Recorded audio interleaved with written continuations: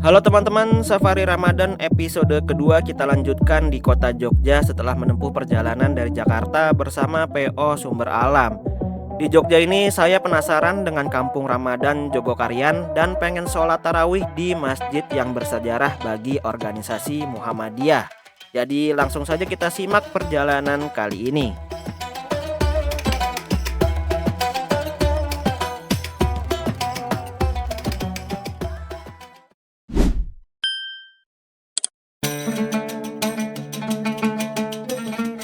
Selamat pagi teman-teman. Sekarang jam 3 pagi. Sekitar jam 3 pagi saya lagi manasin Fiesta Ready Meal. Fiesta Ready Meal yang menunya rendang. Mantap nih, dipanasin 10 menit pakai microwave. Ini di atas ada dapur teman-teman. Terus communal space atau tempat makannya cukup banyak dan lega. Ada musola juga sama dispenser. Kayaknya di luar masih gerimis, tipis-tipis dah. Sepi banget hari ini. Yang nginep kayaknya cuma beberapa orang aja. Nah, ini dia teman-teman, isinya ada nasi, daging rendang sama sayurnya, jadi cukup lengkap. Ada karbo, ada protein, ada serat. View-nya langsung Malioboro. Lumayan ada suasana orang-orang hilir mudik sih. Selamat sahur guys. Harga Fiesta Ready Meal di Bobo Box ini sebesar 28.500 flat untuk semua menu. Tapi pilihan paling mantap sih yang rendang ini karena nutrisinya cukup lengkap ya.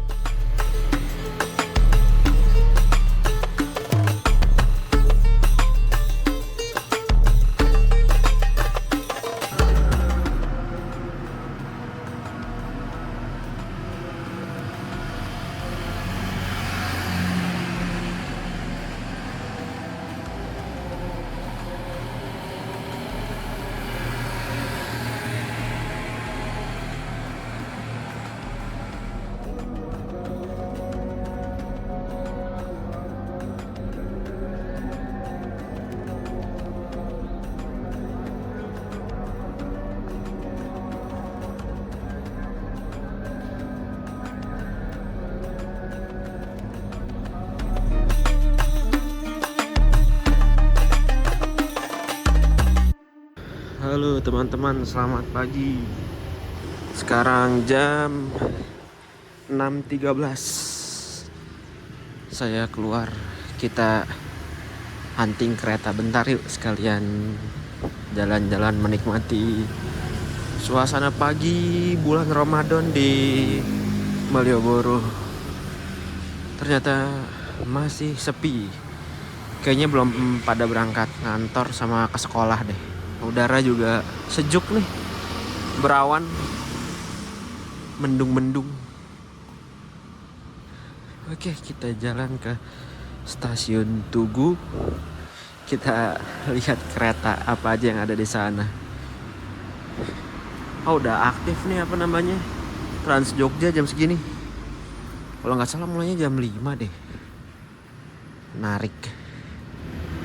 Asli ini duduk-duduk di sini enak sih, nikmatin udara pagi yang seger gini. Nah ini dia nih, koridor berapa? Koridor 8 Ngabean. Ini beda nih kayaknya nih, tapi nggak ada tulisan koridor berapa. Oh 2A, entah kemana. Ini Maret Point udah buka, Alfamart udah buka kayaknya 24 jam.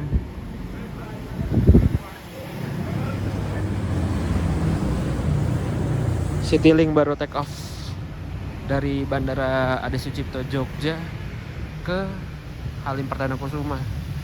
Jam pertama mungkin. Ini di depan adalah jalan perwakilan dan dulu di depan sana ada hotel namanya Hotel Ibis. Nah sekarang hotelnya udah diganti sama entah apa, Nah enaknya tuh hotelnya nyambung ke Mall Malioboro ini, jadi bisa sambil nge-mall. Apa ya, lah ada Krishna, udah kayak di Bali. Krishna Jogja, unik juga. Oh ini 1A, koridor 1A. Ini koridor 10 nih. Banyak juga yang lewat sini ya. Nah ini ada masjid di gedung DPRD. Kalau mau sholat tarawih ntar malam bisa di sini. Cuman saya maunya di Kauman sih, karena ciri khas Jogja. Nggak pak, nggak pak. Ke Kauman lebih apa ya? Otentik lah, masjid otentiknya Jogja, Kauman tuh. Nah itu suara palang keretanya udah berbunyi. Entah kereta apa yang lewat. Ternyata yang lewat KRL, tapi KFW bukan kaleng nih.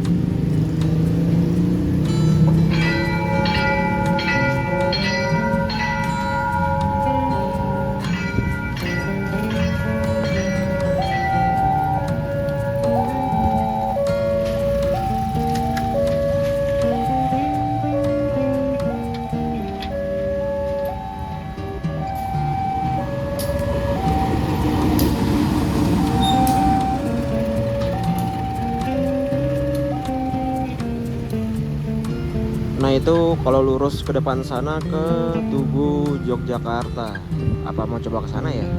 Jaraknya lumayan sih, sekitar 600 meter.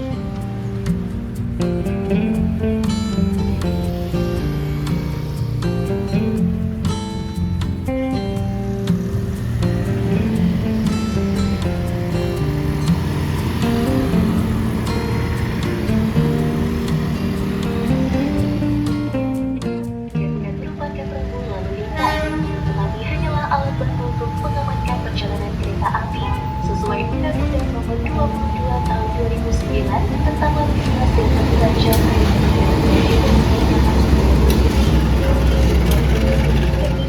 Kereta api selanjutnya yang lewat adalah kereta api Progo dari Pasar Senen ke Lempuyangan. Kereta Progo ini udah di-upgrade rangkaiannya ke ekonomi New Generation. Dulunya pakai ekonomi hadap-hadapan yang 106 tempat duduk atau AC split. Kalau nggak salah kereta ini harganya termurah di jalur Jakarta-Jogja. Tapi bukan termurah karena subsidi ya. Kalau yang subsidi sudah jelas pasti Bengawan. Berlalu lintas, semoga selamat sampai tujuan. Mohon perhatian, para pengunjung saya membutuhkan perhatian.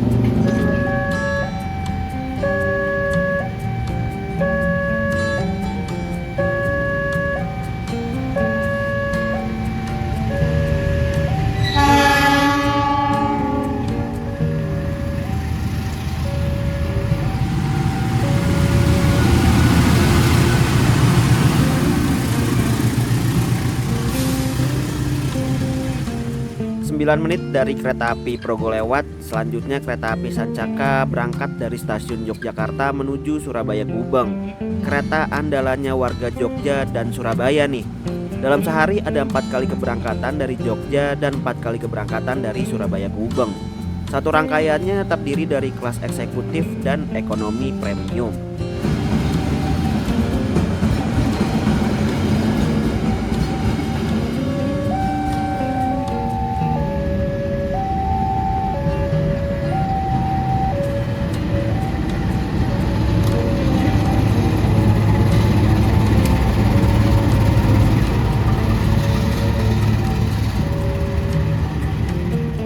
Sekarang kita menyaksikan rangkaian Taksaka dilangsir keluar dari Depo Jogja dan dilanjutkan masuk ke jalur 4 atau 5 stasiun Yogyakarta.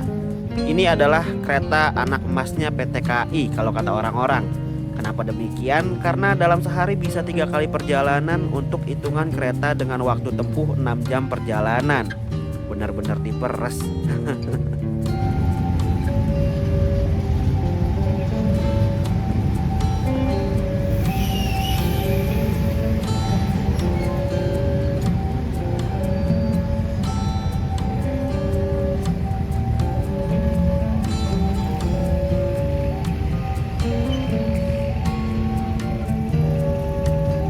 Kereta Taksaka yang berangkat dari Jogja menuju Gambir ini ada di jam 7.30, 14.45, dan 21.05. Sedangkan dari Gambir menuju Jogja ada di jam 7.45, jam 14, dan 21.20. Beberapa orang bilang kereta ini kereta wajib menuju Jogja nih.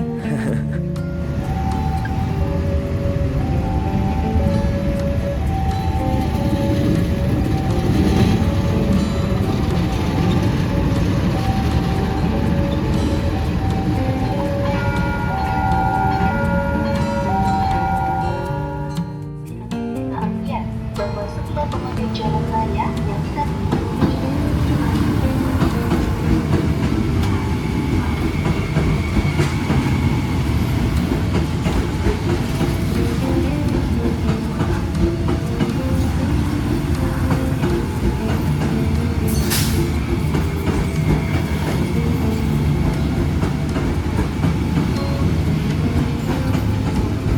dan isyarat lain, serta memberikan prioritas kepada pengguna jalan lalu lintas. Tetapi hanyalah alat untuk mengamankan perjalanan sesuai undang-undang jalan. Nah, kalau yang ini masuk dari arah barat kereta api Joglo Semarkerto. Kereta apinya warga Jawa Tengah, rutenya ngelup. Dimulai dari stasiun Solo Balapan, kemudian ke Purwokerto, lanjut ke Tegal hingga Semarang Tawang, dan balik lagi ke Solo Balapan. Benar-benar muter jalurnya. Total perjalanannya bisa 10 jaman.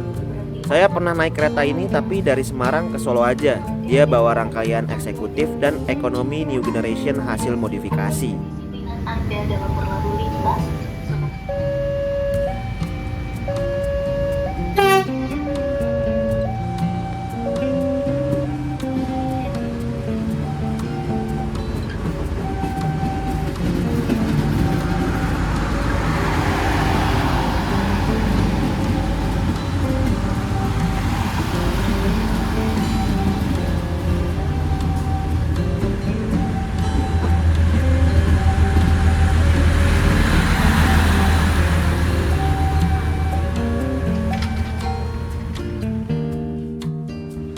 Oke teman-teman, jam 7.10, kayaknya hampir 1 jam deh nongkrong di situ. Saya balik ke hotel karena ngantuk dan cuacanya mulai turun hujan, gerimis.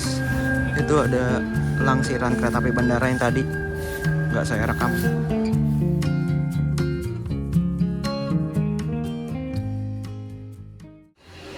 Oke teman-teman, jam 15.14 kita mulai cari bukaan. Saya mau ke wilayah Jogokarian, naik Trans Jogja kayaknya. Ada ininya nggak ya petugasnya? Nanti soalnya transit agak PR. Ini dia. Pak, kalau mau ke Jogokarian? Jogokarian nanti naiknya jalur dari sini ke Ngabean dulu. Ngabean dulu. Nanti dari Ngabean naik lagi yang jalur 11 atau 9. 11 atau 9. Ini berarti ke Ngabean bebas 10 atau 15. Oh, banyak pilihan kecuali 1A 2A. Oh, kecuali 1A 2A. Oke. Itu nanti Ngabean semua. Mau bayar pakai apa? Nah, menurut info dari petugas Trans Jogja di sini, kalau mau ke Jogokarian dari Malioboro harus transit 1 kali dulu, tepatnya di halte Ngabean. Dari Malioboro kalian bisa naik di semua koridor kecuali 1A dan 2A. Diingat-ingat ya, 1A dan 2A. Terus nanti pas turun dan naik koridor 9 atau 11 ke Jogokarian, kalian nggak perlu tap in lagi ya teman-teman, selama kitanya nggak keluar dari halte. Jadi konsepnya mirip dengan Transjakarta. Di dalam armada bisnya juga ada petugas Pramusapa yang standby. Jadi kalau kalian bingung bisa tanya-tanya juga ke Pramusapa tersebut.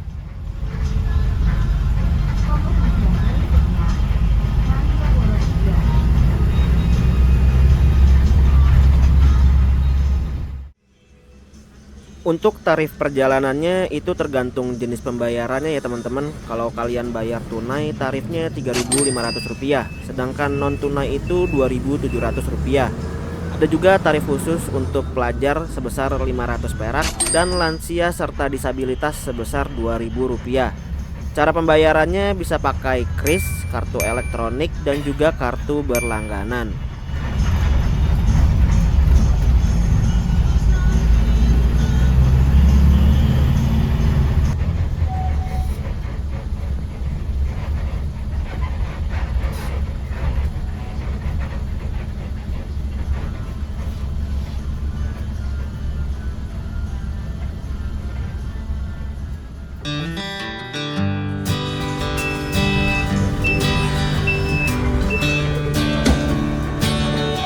Siap, Mbak.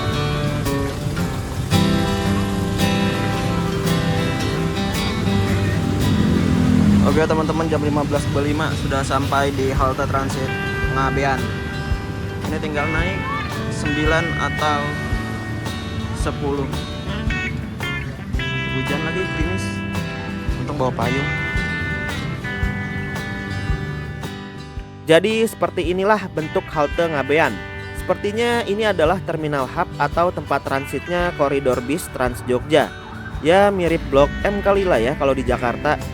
Dari seluruh koridor Trans Jogja cuma 1A, 2A, 4A, 4B, 5A dan 5B aja yang nggak masuk di halte Ngabean ini. Di halte ini juga ada loket dan petugas yang standby. Kalau kalian masih bingung bisa tanya langsung ke petugas yang ada ya. Jogokarian bisa langsung Mbak? Oh nanti. Oh arah utara. Jakarta Jogokarian. Sekitar 22 menit menunggu, akhirnya bis yang menuju ke Jogokarian datang juga. Kali ini kita naik yang koridor 9. Tadi sebenarnya ada koridor 9 yang datang, tapi itu yang ke arah utara. Kalau mau ke Jogokarian kita naik yang ke arah selatan.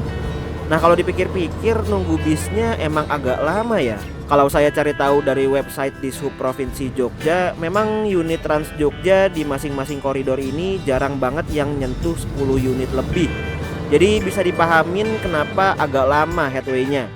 Nah untuk okupansinya sendiri ternyata rame. Ya meskipun belum membludak ya.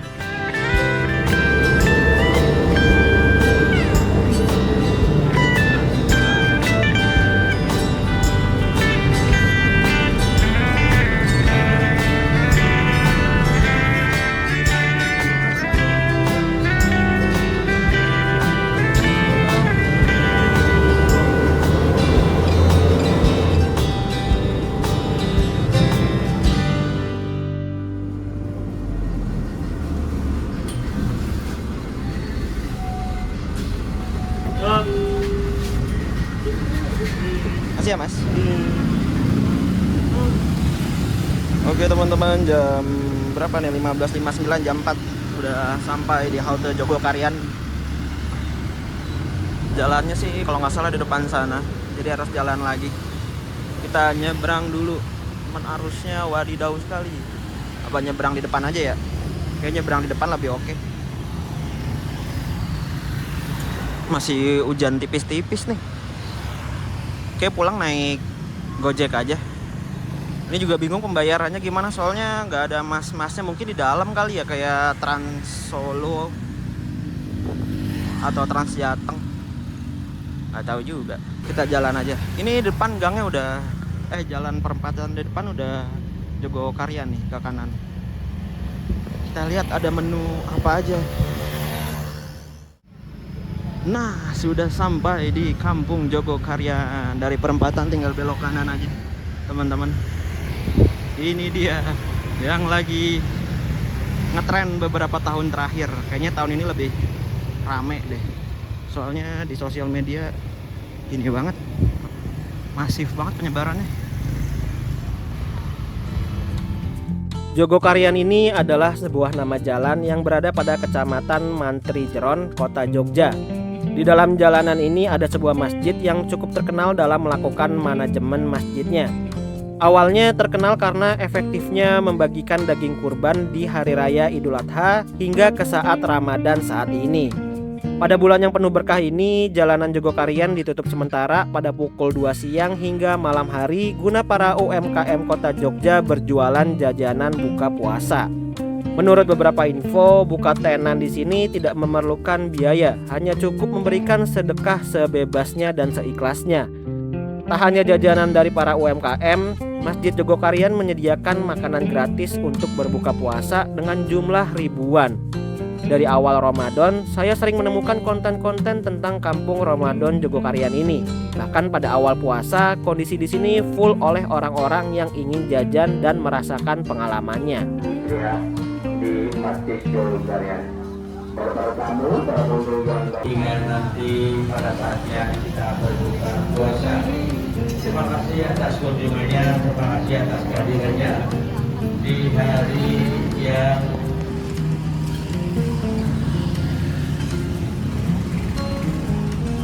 hari yang ke-6. Ya, hari yang ke-6. Asli ini pilihan makanannya banyak banget. Saya bingung mau beli apa. Oh, ada es pisang hijau. Menarik nih.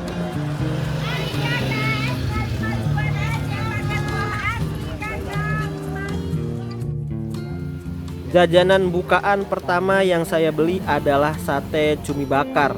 Mata tiba-tiba kegoda ngeliat bakaran dan didukung oleh aroma bakaran yang mantap.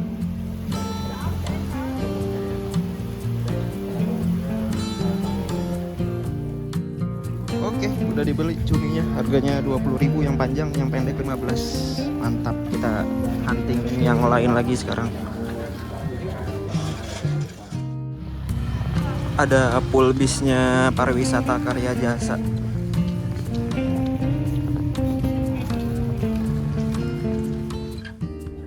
Nah, lanjut jajanan kedua yang saya beli adalah sate bakso bakar. Jadi bukan hari ini full sate-satean nih. Tapi jangan lupa, jangan hilaf jajan di sini ya. Nanti kalau nggak habis mubazir.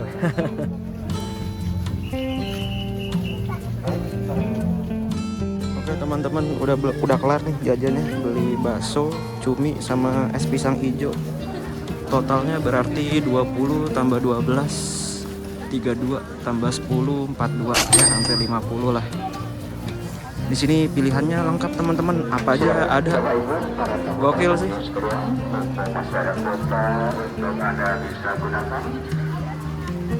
Sekarang saya balik ke penginapan. Karena kalau buka di sini agak repot ya. Dan juga saya mau sholat tarawih rencananya di Masjid Gede Kauman. Jadi makanya balik. Ini ada seafood-seafoodan. Oke teman-teman, jadi saya nggak lama-lama di sini. Habis ini mau balik lagi ke penginapan. Sebenarnya cukup lama sih di sini, tapi karena di video aja jadi sebentar nih. Jajanan di sini banyak banget sih. Kalau nggak bisa nahan diri, bisa kalap banget jajannya. Dimulai dari gorengan, bakar-bakaran, makanan ringan, makanan berat, segala bentuk minuman juga ada di sini. Cukup lengkap juga. Untuk harganya juga relatif murah ya teman-teman, nggak begitu mahal banget. Jajanan UMKM tuh udah ada dari dekat Jalan Parangtritis hingga Jalan Kiai Haji Ali Maksum. Ya kurang lebih berjarak 700 meter. Terus tadi di dekat masjid ada tenan-tenan sponsor sama ada panggung kecil. Ya pokoknya teman-teman harus coba sesekali ke kampung Jogokarian ini pas puasa. Kalau bisa sama temen biar nggak gabut.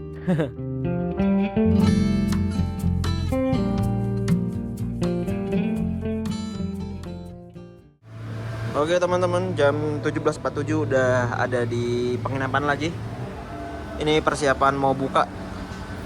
Tadi nitip es batu di tempat es krim sama mas-mas bobo boxnya bisa nih, boleh alhamdulillah. Nanti tinggal dibuka aja. Mantap, ada apa tadi, bakso, terus cumi sama pisang hijau. Ini nih favorit pisang hijau. Kondisi menjelang maghrib jalanan di Malioboro ya lengang sih hitungannya. Kalau di Jakarta udah padat banget.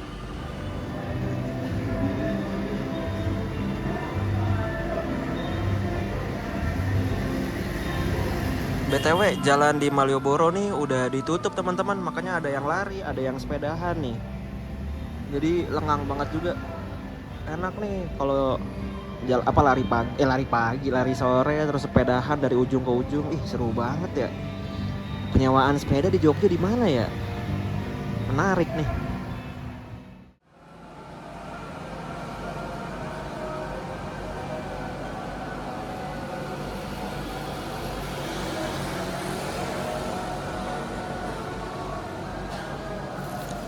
Selamat berbuka guys. Ini nyobain pertama bakso. Rasanya cukup enak tapi tekstur baksonya lembut banget, nggak agak padat atau nggak kenyal gitu loh, lembut, lumer di mulut, enak sih. Ini panjang banget cuy. Nanti kita cobain masing-masing ya, kita lihat rasanya gimana. Saya habisin ini dulu. Baksonya udah habis, sekarang kita cobain cuminya. Tadi sih udah dicobain ya, satu gigitan. Agak masih amis gitu rasanya dan kurang ada rasa bakar-bakarannya sih. Mungkin karena udah terlalu lama kali ya, dan dingin kena AC tadi nih, ditunggu di dalam AC kan. Ya lumayan lah. Nah, makanannya udah habis nih, sate sama cumi. Sekarang dessertnya pisang ijo, makanan khas Makassar. Tadi udah nyobain, pisangnya enak. Apa ya rasanya, gimana yang ngejelasinnya. Pokoknya tekstur dari apa yang ijo-ijo ini ya, lembut, terus nggak begitu manis. Terus bubur, ini apa ya, bubur sumsum kali ya, itu enak putihnya nih, nggak manis juga. Cuman kurangnya adalah es batunya aja sih. Biasanya saya makan ginian dingin, ini nggak begitu. Ini tuh sirup merah-merah tuh dari sirup kalau nggak salah. Pokoknya the best lah, mantap. Oke teman-teman, kita bertemu lagi nanti pas di sholat taraweh. Saya rencananya mau ke Masjid Gede, nanti jalan lurus ke sana. Oke, sampai bertemu nanti.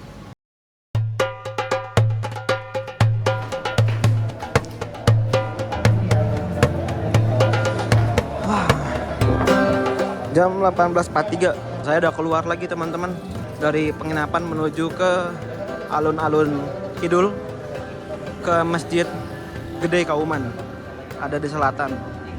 Jarak dari sini ke Masjid Gede Kauman tuh kalau nggak salah 800 meter deh, hampir 1 kilo kalau nggak salah. Nanti saya coba lihat di Google Maps. Ini suasananya masih Imlek banget, Imlek X Ramadan. BTW jalanan di sini tuh nggak sepenuhnya steril ya teman-teman. Kadang masih ada Trans Jogja atau ada mobil-mobil dan kendaraan dari gang-gang gitu. Jadi nggak pure steril banget dari kendaraan bermotor. Mendekati titik nol, entah kenapa selalu sepi ya. Ini kalau malam penerangannya agak kurang juga. Padahal tempatnya tuh enak buat nongkrong gitu, duduk-duduk di sini karena di bawah pohon beringin gini nih, sejuk. Nanti dari titik nol, dari BNI sana kita nyebrang, habis itu lurus belok kanan.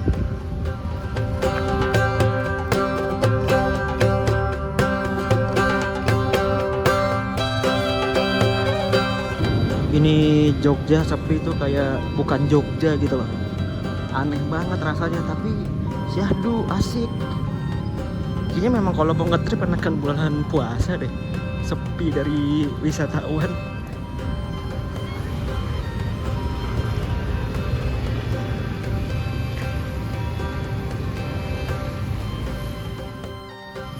Oke, kita udah nyebrang, tinggal lurus nih.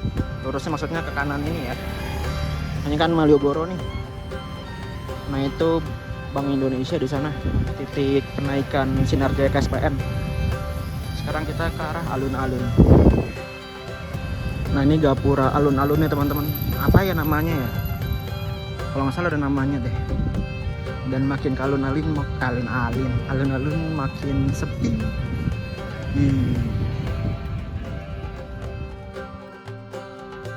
Nah ini dia teman-teman, kita sudah masuk di Masjid Gede Kauman. Banyak mobil yang udah parkir, kita masuk aja. Assalamualaikum. Awas nih tangga.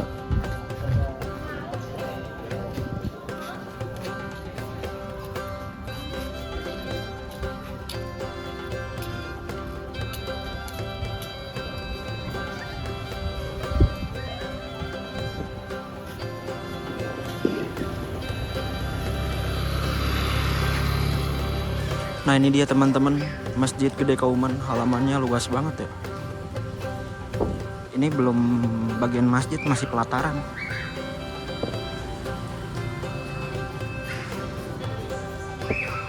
Disediain air mineral gratis, tapi nggak ada gelasnya, kayaknya pakai tumbler sendiri. Pendoponya asli. Terakhir kesini saya kapan ya? Waktu kecil.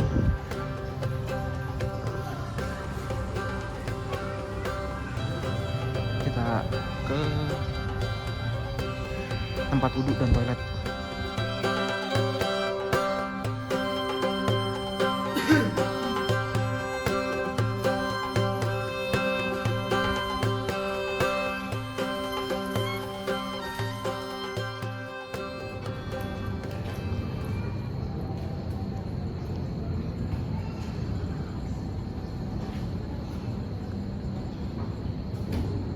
Jam 19.07 udah di dalam nunggu waktu azan. Di sini 19.13 azan isyanya. Jadi kita tunggu aja.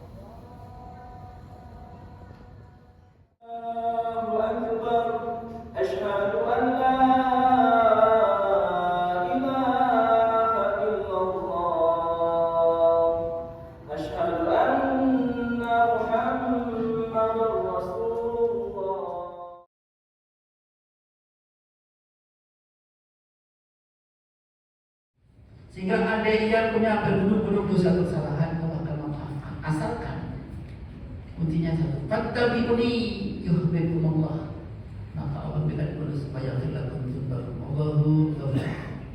Allah akan memaafkan semua dosa, akan menyayanginya kalau dia mengikuti Nabi Muhammad sallallahu alaihi wasallam.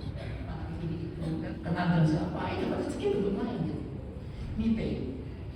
Karena apa itu ada merupakan asupan, maknanya halalan. Itu ibadah dalam Al-Baqarah 168 Allah berfirman ya ayuhan nas kullu mimma fil halalan.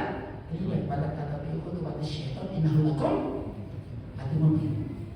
Halalan ibadah yuwa wajib.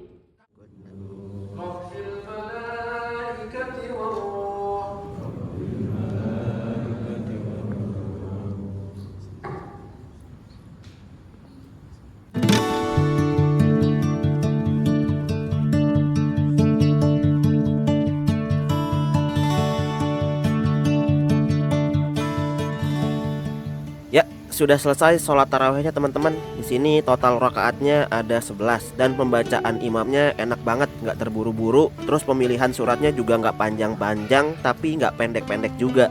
Nah, Masjid Gede Kauman ini merupakan saksi bisu dari sejarah organisasi Muhammadiyah. Sebenarnya Masjid Gede ini sudah ada sejak tahun 1773. Namun di belakang masjid ini terdapat perkampungan bernama Kauman yang menjadi tempat lahirnya seorang pendiri organisasi Muhammadiyah, yaitu Kiai Haji Ahmad Dahlan. Singkat cerita, Kiai Haji Ahmad Dahlan mengajar pada sebuah langgar di samping rumahnya di dekat Masjid Gede.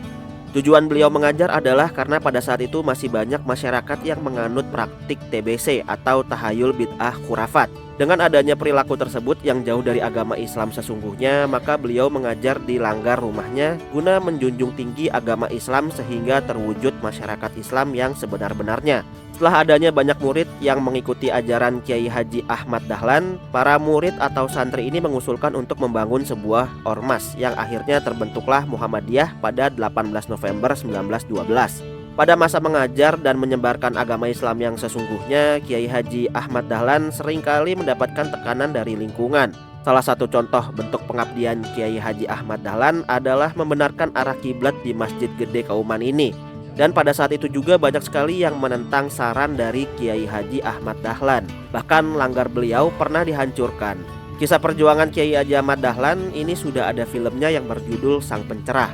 Nah, Kiai Haji Ahmad Dahlan sendiri ini punya nama kecil atau nama asli. Kira-kira siapa ya? Jawab di kuis ini atau tulis di kolom komentar ya teman-teman. Lupa ngerekam pas pulang, sekarang jam 24.08, mau jam 9, udah selesai sholat. Saya mau kembali ke penginapan aja, ngantuk. Tapi mungkin sebelumnya mau cari makan malam dulu, agak lapar, mau makan bakmi. Tapi videonya kita cut sampai sini aja ya. Besok saya akan melanjutkan perjalanan ke arah barat, tapi enggak ke arah barat. Bener deh, ke arah barat, tapi nggak langsung ke Jakarta. Kemana? Tunggu aja di video berikutnya. Terima kasih sudah menonton, sampai berjumpa di video berikutnya.